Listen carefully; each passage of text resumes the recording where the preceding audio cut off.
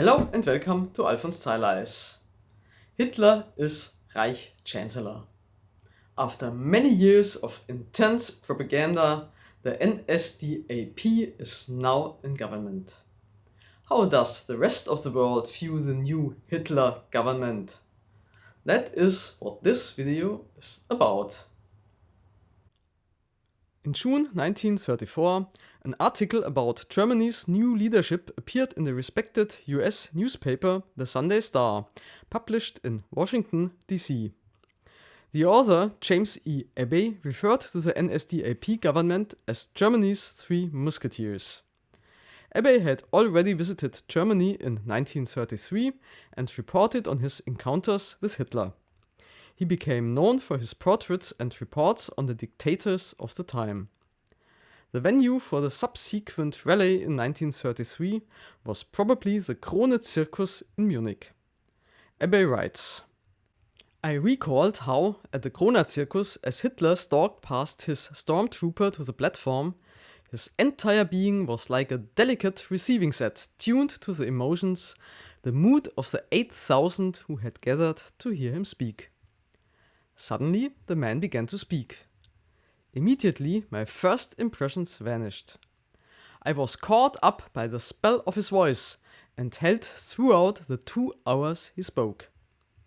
It was as if he had caught and become the transmitter of the mood of his audience, and he deftly and magically poured out all the hope that had never died in the breasts of 65 million despairing Germans, crystallizing it and throwing it back at them with such vehemence that they were swept on the tide of his enthusiasm to an ecstatic pitch of excitement, akin to the emotion aroused by a skillful revivalist."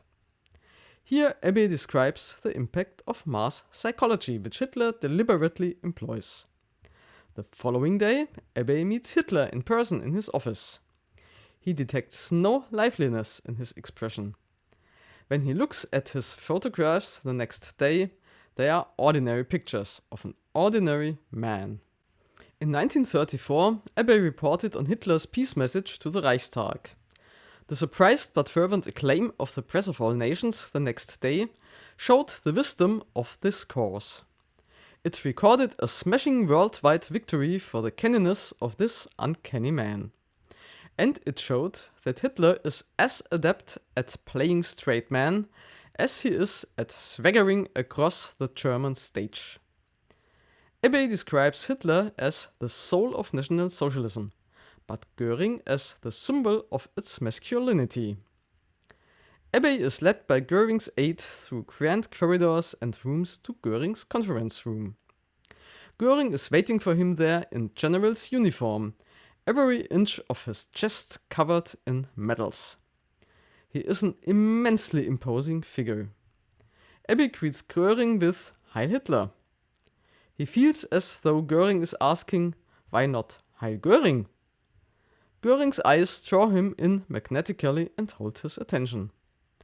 Göring leads him through his impressive palace to a sun-drenched veranda for the photo shoot. Abbey dares to make a joke. "Well, General, your expression seems to confirm the opinion abroad that you eat children for breakfast." Göring smiles slightly and replies, "There you see how misunderstood I am. I don't eat breakfast." With that, the ice between Abbey and Göring is broken. Reich Minister of Propaganda Goebbels describes Abbey as the mouthpiece of the top salesman of National Socialism. He describes Goebbels as an energetic, small, humorous man who cannot make a phone call whilst sitting down but always jumps to his feet. Abbey asks Goebbels about his attitude towards the Jews. Goebbels replies evasively and without anti-Semitism. Goebbels has a wealth of answers to every question, even before it has been finished. At the end of the interview, Abbey asks Goebbels one more question. "Do you believe that parliamentary democracy in America is doomed to failure?" Goebbels, "I see no reason for that." Abbey, "So you do not see any trend towards fascism in the United States?" Goebbels laughs.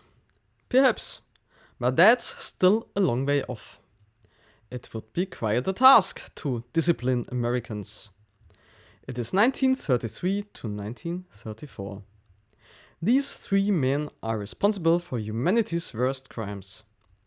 Abby does not see it at this point. The international community does not perceive it.